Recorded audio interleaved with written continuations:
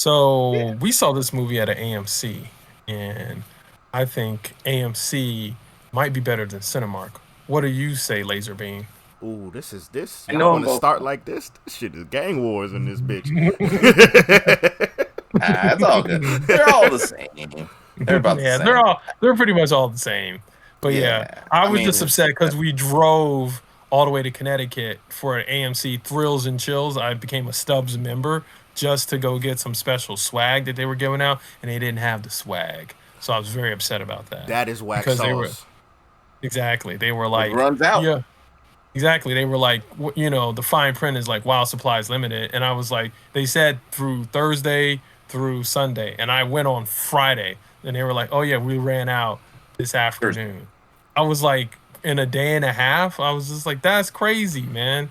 But then Laserbeam turned on his charm, and he was able. They went and found some extra pens that they had because they were giving out pens and patches, Okay, and I was gonna so we ask what they were doing because I saw the like xenomorph popcorn bucket at Cinemark that they they had. Yeah, it was long gone. They had a bunch they of them had at the Cinemark in West Springfield when I went to see okay. Oh Cuckoo. man. Actually, I wish I'd have known. I'd have bought Okay. it for you. Yeah. Well, I'm It's gonna all good. go probably again this weekend to see it at Cinemark. It's our closer theater.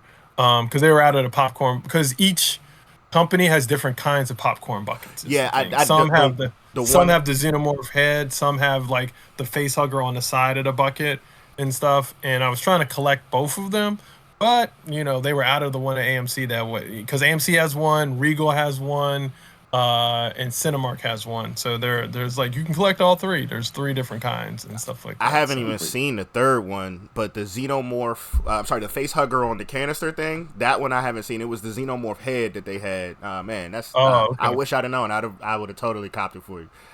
Yeah, But AMC has the other one. They have okay. the one with the face hugger on the side of the bucket. They were out of that too when we went. I was just like, movie's been out for less than a day, and you're already out of all the So supplies. I this was like, tells you, there's big fans of xenomorphs in Connecticut.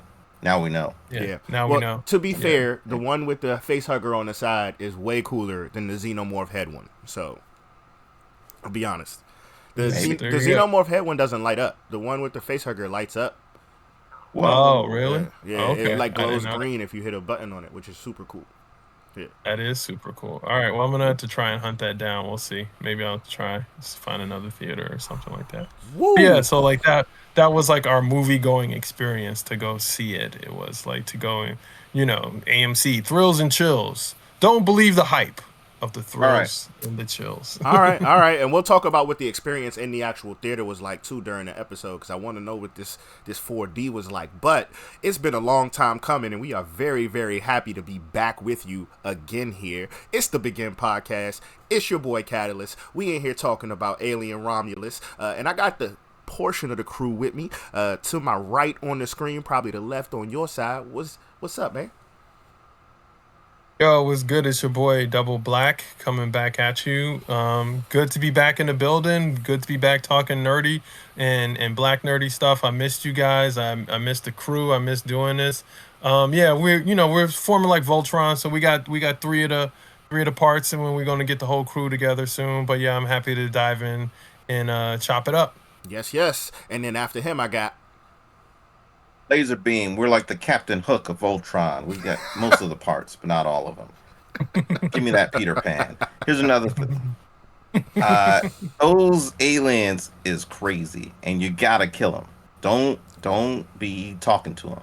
Just kill them. Just kill them and kill the people who get infected, man. Like that's what I've learned too. Like if you get the parasite, You bro, infect it. you done. Go out. Like, Go outside. Go out just the air chamber. yep, the What's it airlock, called? the airlock. Airlock. Yeah, yeah, get out that You on the airlock. airlock. So You as you've dead. heard, we talking Alien Romulus Kill 'em. today, the newest entry in the franchise that has come out this summer, a big event, and one of the members of the crew is a huge fan, very passionate about the franchise. So we're gonna talk about our opinions on the movie, all that good stuff. But currently, we're gonna give you kind of an update on the universe, let you know if you've never seen an Alien movie. You're probably missing out, but we know not everybody's seen everything. So, Double Black, you want to hit them with some knowledge? Yeah, so if in case you can't see, I'm repping Wayland Utani Corporation today. You know what I'm saying? So, log your hours. We're watching. um, yeah, so the whole Alien universe kicked off in 1979 with Ridley Scott's movie Alien, which was originally named Star Beast for all you nerds out there who didn't know the original name was Star Beast. But yeah, it starts off in 1979, and it's about a crew of space truckers who sat down on a planet on company orders. They work for this company called Wayland Utani, which is this big Earth megacorp, and their job is to haul ore back and forth from the frontier, which is where they're mining all these different metals, and then back to Earth for processing. And then their company tells them to set down on this planet. They go to the planet because there's a signal there. They end up getting one of the members gets infected with an alien that attaches to his face and leaves a parasite in his body. It comes out of his body during a dinner scene in a famous scene in Alien from 1979, and then kills everyone on the ship. Basically, with one person surviving, and it was spoiler alert. It was Ripley, played by Sigourney Weaver, which was a huge deal at the time because she was a woman, and so the whole reversal that the woman survives and the woman's the smart character. And then it was a huge hit, mega franchise, and then it was a famous tagline: "In space, no one can hear you scream." 7 years later, they come back with the sequel. It is one of the best sequels of all time, rated as one of the, if not the best, one of the best sequels by most people because it expands on the what the first movie established, and it creates a whole nother like set of interesting circumstances. She has to go back out there. This time she goes out there with these people called the Colonial Marines. And because there's a colony on that planet on the other side of the planet, but then they find the ship and they get exposed to it. And it's about her trying to survive with some of the Marines who go down to the planet with her in Aliens, directed by James Cameron. Fast forward another 6 years in 1992, Alien 3 comes out. She survives, spoiler alert. But then her friends die, the ones that survive with her. Three other people survive with her, but then they die. She ends up on a penal colony in 1992's Alien 3, where it's like very, very low tech and like almost medieval level technology. Doors don't work. There's no space guns or anything like that. And there's an alien that's stowed away on their craft. So then she ends up dying at the end of that because she gets impregnated with an alien queen and she wants to kill it before it can spread and propagate its species. So she ends up killing herself in 1992's Alien 3. And then in 1997's Alien Resurrection, it's set 300 years after the end of Aliens, which was 2179, is when Aliens took place. Um, they end up re making her through blood samples that they find on the prison planet named Fiora 161, which is a planet in Alien 3. They take blood samples, they clone her, and it's like this far off future, like military science military outpost that does it.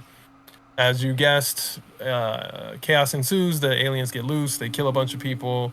But the whole point of that one is that she kind of has alien blood in her, and the android in that movie, which androids are always important. The different androids show up in different ways in these movies. Call, played by Winona Ryder, escape at the end. Um, at that point, they ended up doing two spin-offs with Alien versus Predator in 2004 and 2007, which was they were set on Earth and they're terrible and decanonized. So I wouldn't even need to talk about those. And then the next two entries were in 2012 and 2017. Ridley Scott returned to the franchise and made Prometheus in 2012, and then Alien Covenant in 2017, which were prequels to Alien. Those take place in 2089 and 2104. And the original Alien, the movie from 1979, takes place in 2122. And the movie Alien Romulus, which we're talking about, takes place in 2142. It is what they're termed as a interquel. It takes place in between the original Alien and the second movie I talked about, Aliens, where she returns with the Space Marine. So it's a new term called the interquel.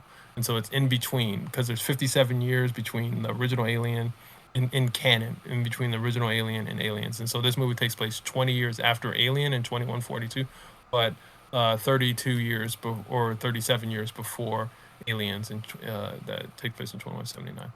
That is the quick and dirty.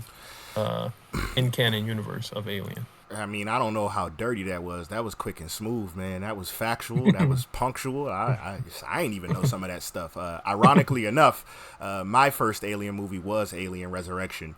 So I started off, I guess I would say, on a mediocre foot. But you know, it's one of the best franchises ever. Before we even get into it, man, like after I saw the movie, I came home and I watched the first Alien again, and those movies hold up so well over time. Like the look of the first Alien, the feel of the first Alien, the audio design, like the actual acting, like it looks like a movie that could have came out in like 98, 2000, but it came out like 1979, like before a lot of black exploitation flicks, which is wild to me that it looks so good and it can hold itself up. Like it's yeah, yeah.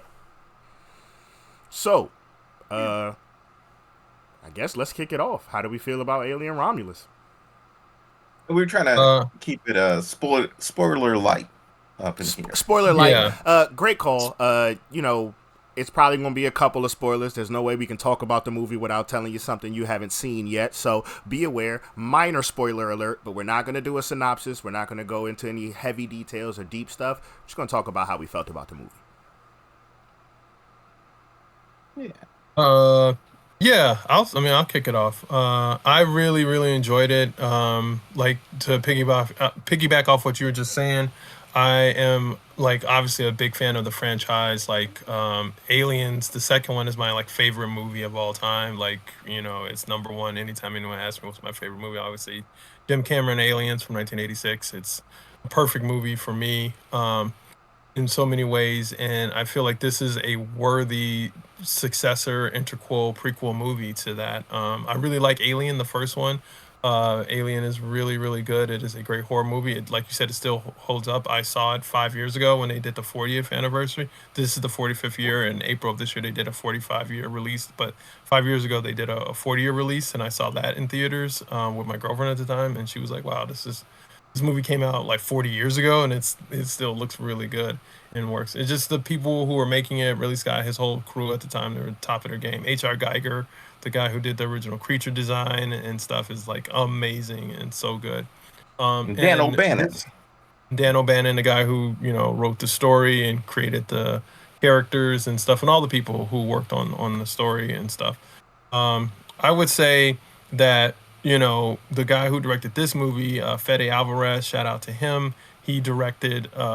He kind of came on the scene as a horror dude doing the 2013 remake of Evil Dead, and then later in 2016, I think he did Don't Breathe. So those are like the movies people know him for the most. He's done a couple other movies, but those are like his standout. And I think this is like he's now like he's raised his game up another level because the level of detail in this movie is amazing. He's clearly a huge fan of the franchise, and I've watched interviews with him. He talks about how he was like a young kid when he saw the first one or the second one, and then later the first one, and they really like imprinted on him. And so the level of detail that he has in wanting to make sure that this movie feels like a movie that's transitioning from the alien technology into the aliens technology, like the way certain doors work, because the whole space station that they're on, the Renaissance space station, has two parts: the Romulus part and the Remus part. It's talking about the whole Roman mythology. One part is like really older than the other part, and one part is more alien technology, and another part is more aliens technology. And you can kind of tell as the characters are moving through the station. And so that detail to really capture the world and build the world was like phenomenal. So that's like the first thing I'll say, and then I don't want to go too long. I'll let someone else jump in. I mean, I agree with that too. I mean, even the technology around, as you were speaking about earlier, with the androids and stuff like that. Like the android they have in this movie is nothing like anyone I've seen prior. To be honest with you, and for them to be transitioning from that initial technology to the aliens technology, it makes a lot of sense, right? And I won't spoil anything, but there's a whole plot point that's based around that whole thing. So yeah, I agree with that. Yeah. And so, yeah, I'll jump in with my as much as I can, my thoughts. So I went into this movie as much. I watched a bunch of trailers for it, and that was it. And I tried not to know anything else about the movie. And so I came into the movie. I've seen all the Alien movies as well. I'm a big fan, not as big as Double Black, but a huge fan of Aliens and of the Alien universe. And so they did a great job of establishing, and these are all the things that are established in the trailers and the movie setup. Uh, it's a it's these kids. They live on this mining planet. It's terrible. It's basically legalized slavery. It's wage slavery. They're they're gonna die there. You die fast. You work hard and you die young and die fast. You like die at 50, working on that planet. And so they're like, we got to get the hell out of here. And so so they make a plan is to heist some equipment on the alien ship and get out of here.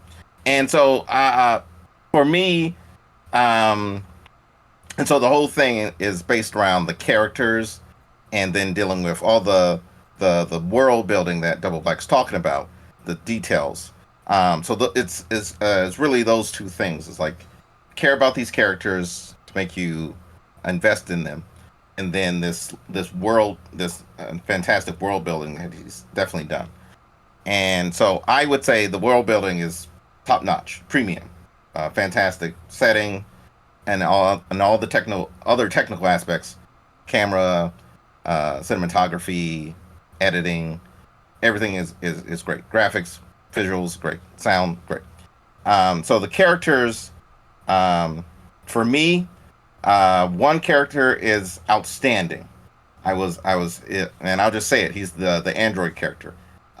Character's name is Andy. A big tell that you can tell who I care about is I can remember your name. And Andy stood out. Like he's playing a robot that has some issues, and he plays that very well. And I was already blown away by his acting. And then he gets and then he doesn't have those issues. And then his acting is also great, and it's even better. And I was just blown away by this character, this actor. And then the protagonist was pretty good, but I felt, and now that I've slept on it, I felt like she was a little flat. Um, but still had like high points that were good here and there. She was a little too much. I felt like too much like a copy paste of Ripley, who's Sigourney Weaver's characters from the four of the other Alien films. Um, but she has her own moments that are great, of like, especially in the third act. But then the other characters are like you're supposed to care about them, but I just can't. Like, there's one character. Essentially, he's a old flame, old ex of the protagonist character. He's bad slash okay. Like, I mean, he's kind of good, but it's just like he's got nothing to do besides like he's leading them on this mission, and then it goes bad. And then the other characters are really bad as far as I'm concerned. And But I really like the movie. Um, it's just these are the weakest points are there's one character who's the asshole of the group, and you're supposed to get that from him, but he has an extremely um, uh, tough Cockney British uh, accent, and it's really hard to understand anything he's saying. It's like near impossible. I really, and that takes you out of the movie. It's like, and I was like, so gonna make a name for myself here. exactly, exactly. Come again? I'm like straight like Deadpool. Like spoiler alerts for Deadpool on that. When Deadpool's talking to a character who talks like that, I don't want to spoil anything in that movie. It's been a minute Deadpool, since I've seen Sling Blade. Hit me again. hit me again. Exactly. Hit me again. Hit me. Exactly. Gonna make a name for myself. Exactly. We'll get it. Exactly. And this guy is like the British version. He's like, "God, give me, I want to stand with blue." I'm like, dude, enunciate. Calm down. I Stop. I I, was like, I don't I know what you're saying. kind of liked him. Like he made me dislike him so much that I liked him. So I feel you, but Nah, I mean, yeah, yeah, yeah. And they explain why he's an asshole, or at least part of why he's an asshole. But uh, you know, and and then another, yeah. It's just the characters. Most of them fell a little flat, and I just couldn't care about them. They were still like, I cared in the sense of like, yeah, I agree with their philosophy of like, let's get the hell out of here, let's go for a better life. And as people, as humans, as young people, that's a great dream. It's a good thing to do. Like, good on them. But uh, they didn't. They spent the movie gets for me. The movie just gets better and better each act. The first act, the second act, the third act, and then the final fourth act. It gets better and better. Um, and the first act was the weakest for me because it did a good job establishing things, but then it was not. I when Rain is the main protagonist, when she and Andy meet up with the other characters, if that scene falls really flat. It does not stand up. It's like, all right, let's get this going, and then it goes on, and chaos ensues, and they have to survive, and it's all lots of good stuff, and I like a lot of the call outs and stuff, and the movie has some issues with references to the franchise in general. So there's great references of like having stuff all over the place, and that's great world building. But then there are some lines that are like classic lines from Aliens. Some of them worked for me. Some didn't work because they had no setup in this film. They just came out of nowhere, like the most famous line from probably the Aliens franchise. It kind of came out of nowhere and didn't have a good setup.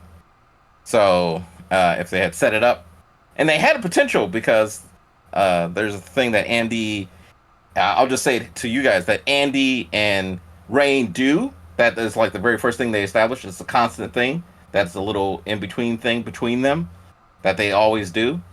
And if they had set up a joke about, um, uh, you know, something in that, if they had set that up earlier for the payoff of like, you know, get away, if they had set that up with those jokes that they do, then Anyway, I sound like a crazy person because I'm trying not to do spoilers too much, but but otherwise, third act is amazing.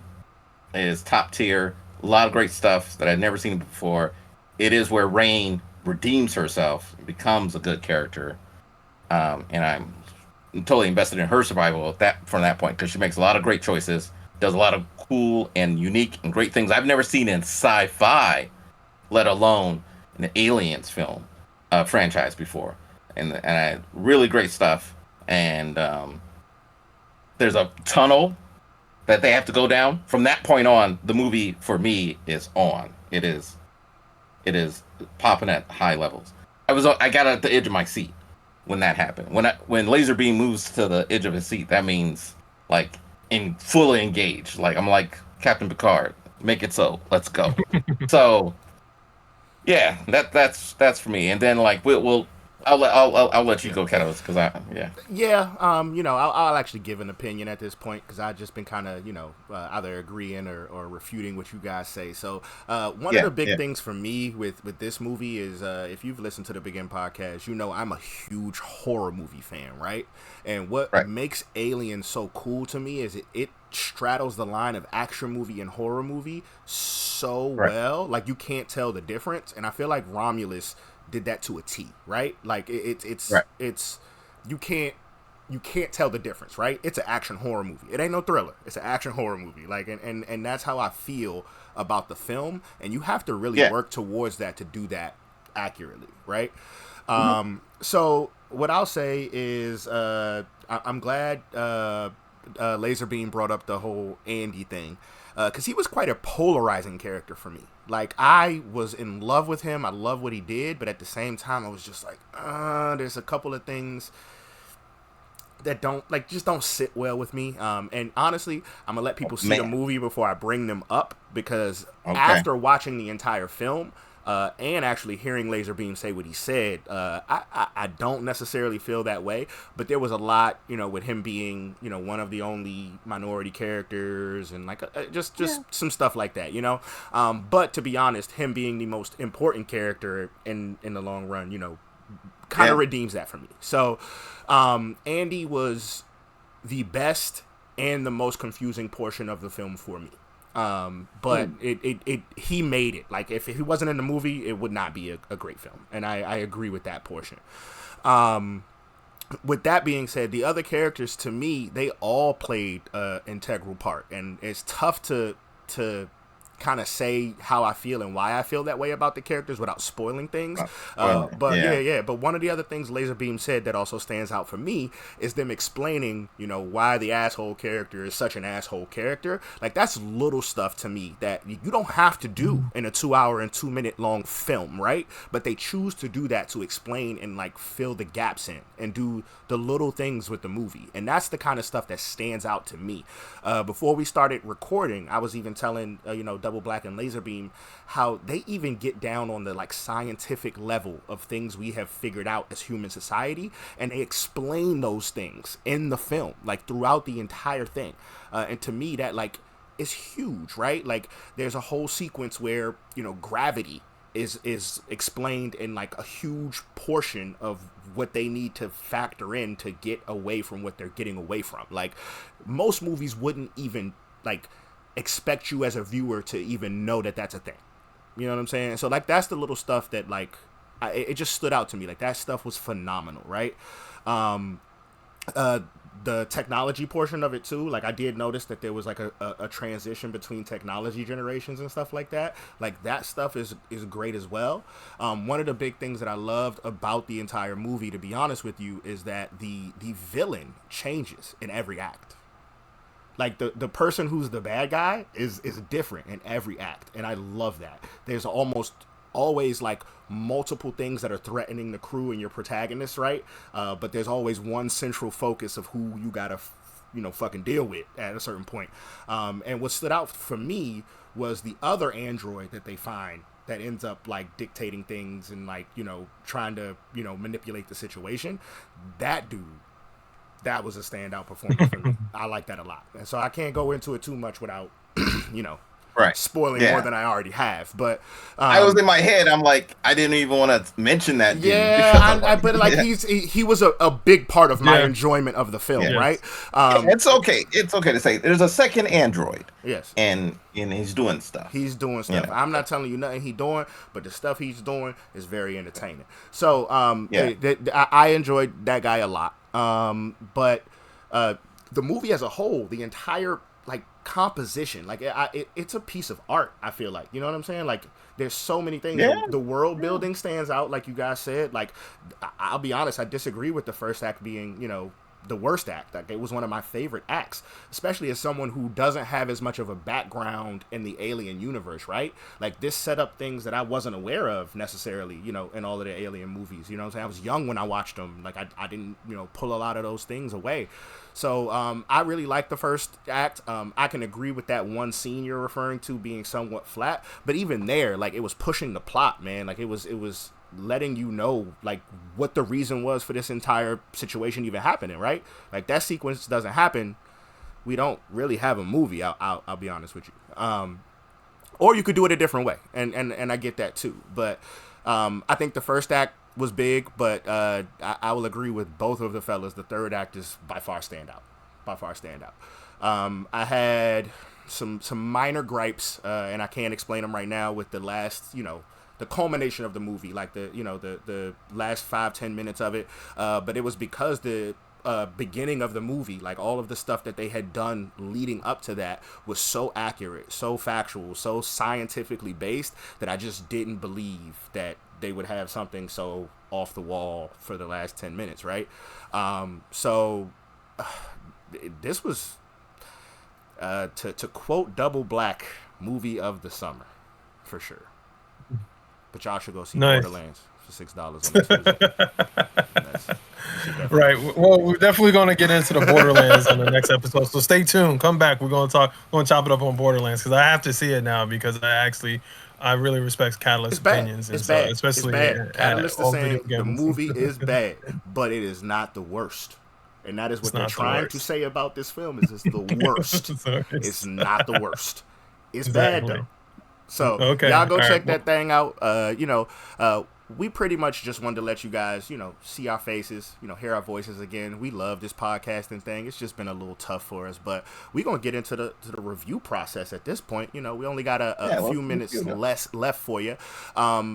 Let's explain it because we haven't been here in a while, but we have a Yeah. very, very unique reviewing process. And we review things in two directions. We believe there's no such thing in the world as art that can be just good or just bad. It can be good and bad in both directions. And so we call our good spectrum the SJs because that represents all things that we know as black men as good things. I could get into that. I'm not going to go over all the acronyms, but SJs, you look it up. Star Screams is the other one. That is our bad end of the spectrum. And that's because, as Laserbeam so informed us, or was it? It was Cordwinder, I believe, actually. Starscream just be fucking stuff up. And so, essentially, you can't trust him with nothing. You can't put him on a mission. Can't tell him to go somewhere. He's not the best person Yeah. to even put in control of anything. Don't delegate to Starscream. So, everything bad is Starscream, and that's how we get down here at the Begin podcast. So, with that being said, we're going to go in the same order as, our synopsis and our feelings on the film, and we're going to give you our SJs and Starscreams. So 0 out of 5. 0 out of 5. Zero. Yes, it is on a 0 to 5 spectrum. We can do half numbers as well. So if you hear a 2 Right. 5 or a 3 5 or a 4 5 or a 0.5, which might even happen this episode, those are all valid.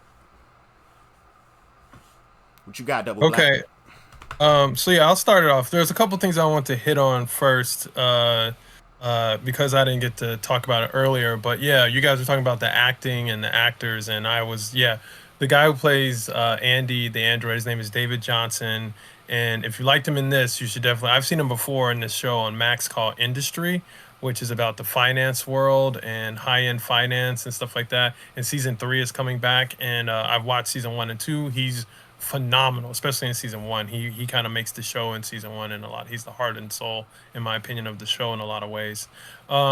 And so he does a great job as Andy in this movie and the different versions he's in. Androids are a pivotal point of the Alien universe. The first movie really hinges on the fact that Ash, the android played by Ian Holm, aka Bilbo Baggins, is conflicted. Normally, he's supposed to use his knowledge of science and stuff to protect the crew, but then he gets a directive from Weyland Yutani, the corporation, to bring back a sample of the xenomorph crew expendable, so it doesn't matter. So he's really conflicted, and they always do a really good job of kind of playing with that. In the second movie, Bishop, played by Lance Henriksen, you think he's more like Ash, but he turns out to be a good guy and really helping Ripley and stuff like that. So I would say Andy kind of really navigates that well. Like, no one will beat Bishop. Bishop's my favorite android in these series of all time, but Andy does a good job. And as the black dude in the movie, I felt like to shout him out. But yeah, David Johnson, he is in many ways the heart and soul of this movie. Another thing, I think this movie is going to be really polarizing for a lot of people and very divisive. I've already seen a lot of chatter online. The people who seem to really like it and respond to it are young people, tending to be people like under 30 or under 35. And the people who don't like it tend to be older. And I think it has a lot to do with the way the film is set up. And it really will speak to Gen Z and their sort of predicament in the world of like, I have to sign up for another 40 years of doing what my parents did and not making as much wealth and not and being basically an indentured servant for capitalism. And so this, Aliens always has a critique on capitalism and stuff like that. The true enemy in both Alien and Aliens, the first movie, is capitalism. And so it's greedy humans who want to force people to face these xenomorphs. And that theme is carried through perfectly in a masterpiece way by Fede Alvarez in this movie. And so the story building around the greed and capitalism and why they're doing it and why humans can't adapt to new worlds as well as they thought they would, and humans are dying at 50 in these mines and stuff like that, is very well explained and an integral great piece of world building, I would say. So yeah, so those are the things I wanted to like just hit on real quick. And then my for me, this movie is I would give it 4.5 SJs. It's a near perfect movie. in so many ways. I was a big fan from the jump. I've been watching a ton of the online stuff. I had spoiled like 80% of the movie for myself, but there were a couple things where they even still surprised me, and I was like, oh wow, I didn't expect them to do that way and stuff. But even having spoiled, a lot of the stuff, I still was really impressed with it. I was just all in, and I'm a guy who loves callbacks and loves Easter eggs and loves fan service because I feel like you're rewarding the people who have put your time in. But this is a movie you can also watch without having known that. I watched the Fallout series, but I haven't ever played the games, and I love the show. And there's a ton of Easter eggs that if you play the games, you get better, a better enjoyment of the show. And I think the same thing is true for Alien Romulus. I think if you watch Alien Romulus with the knowledge that my level or Laserbeam's level of knowing the franchise like super duper well, like there's stuff from Alien Isolation, the video game that came out in 2014, which is like an award-winning video game, that are in this movie and stuff like that. The That's the not in the other franchise. the save stations, correct?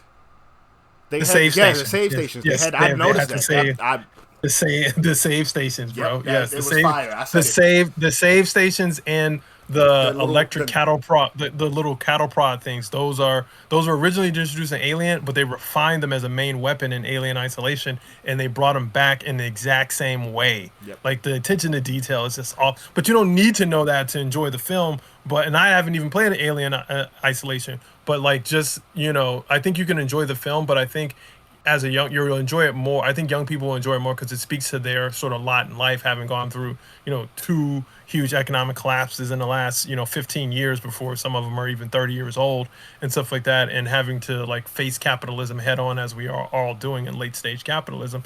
I think this movie continues that critique of the real world, like the best, like you're saying, it's art, and the best art is a reflection of the society, and so I think those things are really true. The only SJs I will give it is Star there Screams. were one or Star Screams. Sorry, Star Screams is to Laserbeam's point. There were a couple of lines where I was just like, "Wow, that's really on the nose." And then yeah, there was that one character. His name is Bjorn. He's played by Spike Fearns, I think is the guy's name. His Cockney accent was a little tough at times, and that's a small thing.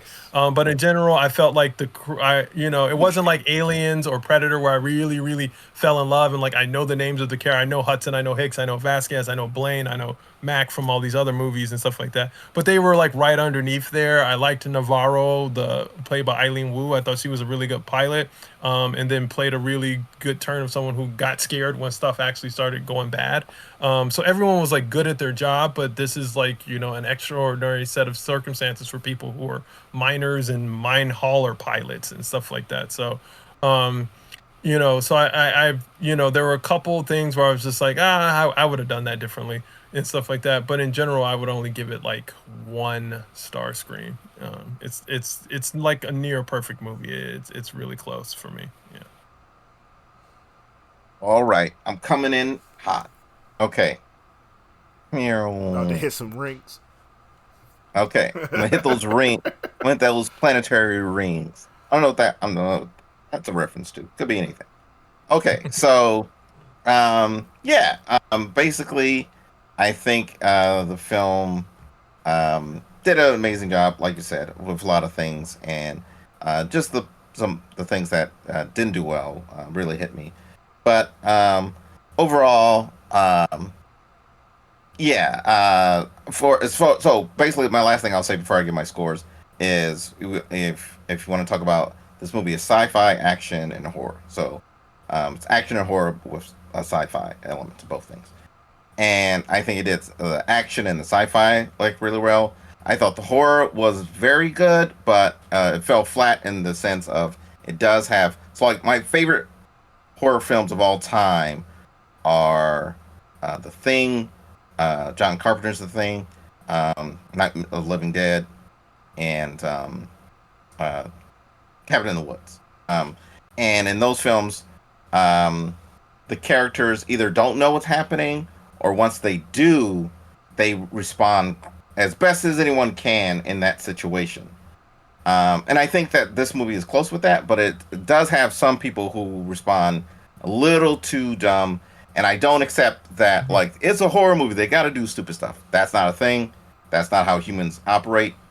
Um, people who want to die operate like that. Like, so, like, I understand you have fear, and like fear can overwhelm you, and so like I'll give you that. But like, there's some things of like they could have tightened it up a little bit more for the horror for me. I was like, when I have a questionable point in the movie, or like, don't do that. You just said you can't do that, so don't do that. Like, but but maybe I'm too unforgiving. Um, so I'm just gonna give it overall. I'm gonna give it 4.5 SJs. Um, for all the things that are good, it's near perfect. And then I'm gonna give it 2.5 star screams. 2.5. Yeah, I'm gonna have to. That's a Or lot. eh, That's a half. lot. It's But halfway that's your there. opinion. You gotta have your opinion, man. Yeah, my opinion is there. And Yeah, your opinion is 2.5. extremely valid, man. And I respect Yeah, it. I love your opinion. Probably the most yeah. out of this podcast. No offense to the rest of the crew, but in it, I guess I'll get it kicking, right? And you too, double black, you too. But like Laser Beam It's all can good. No, change I'm my not. opinion sometimes when he say some I'm shit. fine, man. I'm fine. I'm But fine. Yeah. what I'll Yeah. say is Laser Beam. That is a very, very good opinion on that. But what I'll say is there was only one sequence where I felt overtly like they were being stupid. Like I was like, Sure. why would you ever do that? And I won't say what it is. We could talk about it Sure. after we stop recording. We'll But talk about it. yeah. That one sequence is where I'm like, come the fuck on, guys. Let's Yeah. think about it. So there are those aspects of it, right? But even in those, like they make those stupid decisions compelling. So like that stuff is Sure. not necessarily, oh, it's a horror movie, they got to do stupid stuff. I feel like once again it pushes the plot. I love this movie. Once again, I'm big into horror, and for something that's not trying to be distinctively horror or pigeonhole itself into a horror category where you have to follow all these tropes or be somewhat formulaic, like this movie breaks that. You know what I'm saying? And it still sticks to the same regiment that the franchise has. So I don't know. It stood out to me. Typically with a movie, if I am compelled the entire way through, there's nothing that loses me. There's not long dialogue sequences where I'm sitting there like, okay, what's the point? Like it stands out to me. I was never not interested in this film. Alien Romulus was really, really good for me. I'm gonna give it 5 SJs, and then I'm gonna give it 0.5 star screams. And the point and Whoa. the 0.5 star screams is going to be because of the minor gripes I have with the end, which I can talk out, right? Like we've already started to talk out and discuss some of them. Like I can be changed with my mind on some of that stuff. Sure. But the reasons I have issues is because the rest of the film is so good. I don't expect that from these portions of the film. Right. So if that's the case, and I'm holding it to such a high standard on these like minor gripes, it's nearly perfect, and I agree with you guys on that. So, Sure. yeah, Yeah. That's that's the that. B.E.G.I.N podcast. We back at it, baby. Yeah. We gonna hit y'all with some Deadpool, Wolverine soon. We definitely gonna have a Borderlands episode. I might even stream Borderlands because I'm standing on that soapbox. Laser Beam looking at me disapprovingly, but I'm standing on the soapbox. Standing on I'm business. standing on 10 toes Standing on down on Borderlands, nigga. 10 toes down on Down business on on- Borderlands. I hear you. Hey, I'm I don't saying, know. son, hey, I'm man. vault dwelling in this bitch. But yes, we are so happy to be There. back with you guys. We are so happy to be creating content again. And this is going to happen much more regularly. So please keep listening. Thank you for subscribing. Thank you for being part of the podcast journey that we are on. And tell your friends, share, like, subscribe, all that good stuff that you would see. Comment. Yeah, comment, all that. Put it in the comments. Put it in the comments. Commenting on it makes other people see it too. I don't know if you know about these algorithms, but the B.E.G.I.N podcast is back, and we out.